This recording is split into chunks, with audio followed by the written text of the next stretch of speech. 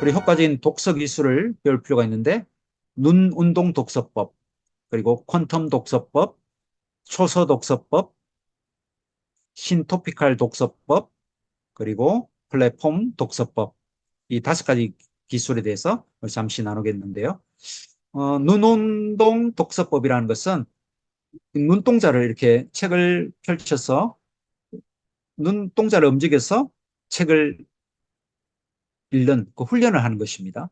우리 보통 이제 책을 늦게 읽는 이유가 뭔가 하면 안구 회귀, 이 책을 읽다가 제대로 이해가 되지 않는 것 같아서 다시 뒤로 돌아가는 것이죠. 그리고 또 책을 읽을 때 한자 한자 우리가 속으로 발음을 하면서 책 읽는 속도가 느려지는 가장 큰 이유는 읽었던 부분을 다시 되돌아가서 이렇게 읽는다는 것이죠. 이런 속발음 때문에 우리가 책을 굉장히 늦게 읽게 된다는 것입니다.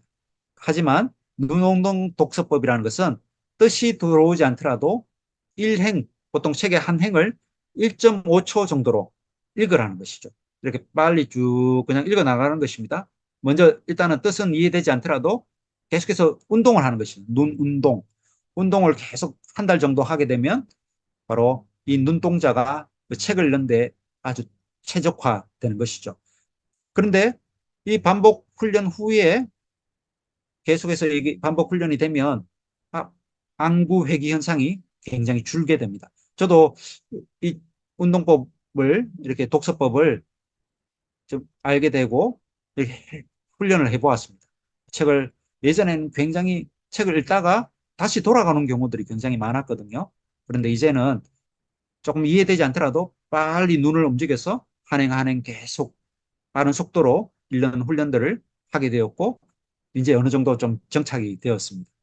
그런데 왜 우리가 빨리 눈을 움직일 때 책 내용이 이해가 되지 않느냐 하면 그 눈이 움직이는 속도에 비해서 뇌 인식 속도가 따라가지 않기 때문인 것이죠. 그런데 이것도 계속해서 이제 훈련을 하다 보면 그 눈이 움직이는 속도와 뇌가 인식하는 속도가 같아지는 지점이 생기게 되는 것입니다. 이런 눈 운동 독서법을 통해서 여러분이 책을 좀 빨리 읽을 수 있습니다. 두 번째는 퀀텀 독서법인데 이것도 앞에 말했던 눈운동 독서법을 기초로 해서 하는 훈련법이라고 할 수가 있습니다.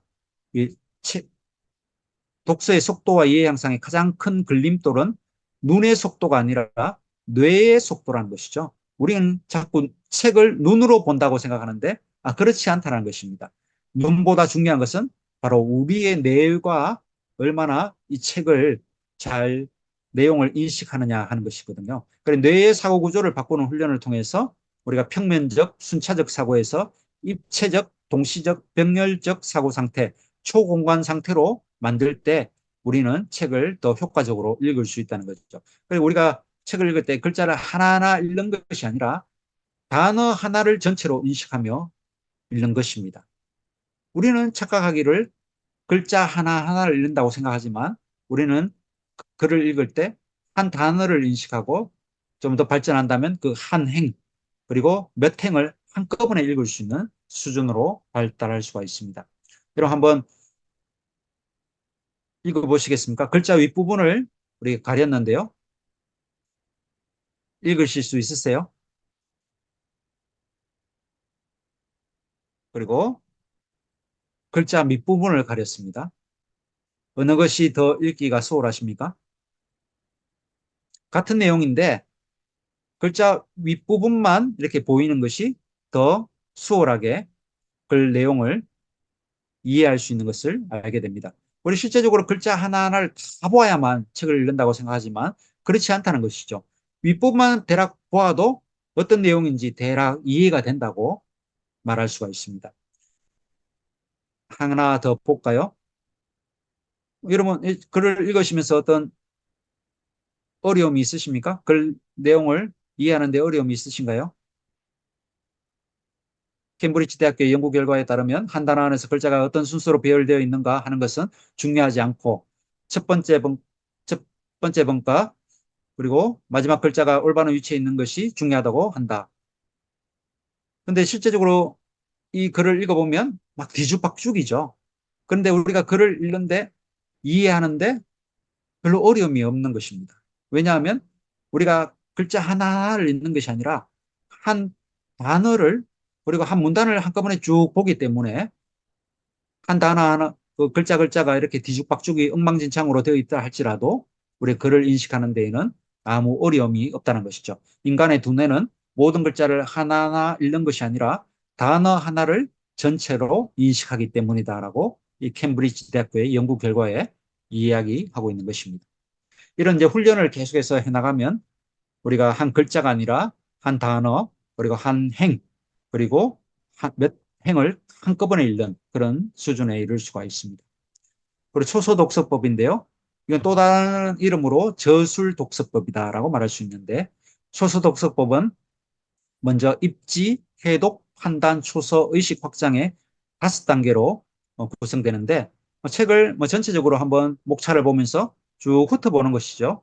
이 책은 이런 내용을 갖고 있겠다, 이런 것들을 한번 프리뷰를 먼저 하고, 그리고 해독, 책을 쭉 읽으면서 책 내용을 파악하는 것입니다. 그리고 판단, 이 책의 어떤 점은 좋고 어떤 점은 나쁘다, 이렇게 판단을 하는 것이죠. 그리고 초서는 자신이 느꼈던 것들, 특별히 줄쳐놓았던 것이라든가 중요하게 생각했던 부분들을 다시 글로 쓰는 것입니다. 그리고 글을 쓰면서 그거와 관련된 내용들을 조금씩 더 추가해서 글을 남겨두는 것이죠. 그리고 의식 확장의 단계는 완전히 하나의 완성된 글을 적는 것이죠. 뭐 독후 감상문일 수도 있고, 그리고 서평을 적을 수도 있고요. 하나의 나름의 자기 하나의 글을 의식 확장의 단계에서 지어내는 것이죠. 그래서 저술 독서법이다라고 말할 수가 있습니다. 네 번째는 신토피칼 독서법인데, 하나의 주제에 대해서 여러 권의 책을 동시에 읽으면서 비교, 통합하여서 책에 포함된 주제를 심층적으로 이해할 뿐만 아니라 책 속에 확실히 쓰여지지 않는 주제를 독자의 힘으로 스스로 발견하고 분석하여서 자신이 원하는 답을 찾는 것이 이 주 목적입니다. 하나의 주제에 대해서 여러 권의 책을 동시에 읽는 것입니다. 비교하고 통합해서 심층적으로 그 주제를 파악하는 방법이거든요. 어떤 책들을 보면 한 번에 10권의 책을 동시에 읽어라, 이런 책 제목들이 많거든요. 이게 바로 신토피칼 독서법과 연관된 것입니다. 그리고 다섯 번째가 오늘 제가 추천해 드리고 싶은 방법인데, 플랫폼 독서법입니다. 이것도 한 권 한 권 순차적으로 개별적으로 읽던 전통적인 독서 기술에서 벗어나서 하나의 주제나 분야를 중심으로 여러 권의 책을 동시에 혹은 연속해서 읽는 독서 기술입니다. 이것도 신토피칼 독서법에 기초한 것입니다. 근데 중요한 것은, 더 발전된 것은 각각의 책에서 주제와 관련된 사항들을 가려 뽑아서 네 글로 정리한 것들을 서로 연결하여 그 주제에 대한 거대한 지식 플랫폼을 구축하는 과정을 통해 새로운 가치와 콘텐츠를 창출하는 독서 기술이다라고 말할 수가 있습니다. 그 플랫폼 리딩은 책 내용의 이해와 새로운 지식의 습득을 뛰어넘어 활용과 생성을 위한 독서다라고 말할 수 있는데, 조금 어려울 수가 있습니다. 그러나 한번 생각해 보십시오. 제가 조금 전에 제 독서법 강의안을 여러분에게 드렸는데, 그 독서법 강의안을 보시면 목차들이 쭉 나와 있지 않습니까? 제가 한 3페이지 정도 목차가 나와 있습니다. 우리 책을 읽을 때, 그리고 책을 읽으면서 여러분이 목차를 이렇게 만들어 가는 겁니다. 하나의 플랫폼을 만드는 것이죠. 이 플랫폼 독서법이라는 것은 책을 읽을 때 플랫폼을 만들어내는, 목차를 만들어라는 것입니다. 그래서 어떤 책을 읽을 때, 내가 만들어 놓은 건 목차에 그 내용이 맞구나 해서 그 내용을 집어넣는 것이죠. 이런 식으로 책을 읽다 보면 우리가 한 주제에 대한 전문가가 될 수가 있는 것이죠. 그리고 책을 읽으면서 그 책이 잊혀지는 것이 아니라 중요한 부분들을 그 목차에 맞게 쭉쭉 집어넣으면 되기 때문에 너무너무 다음에 우리가 가르치는 데에도 활용할 수가 있고요.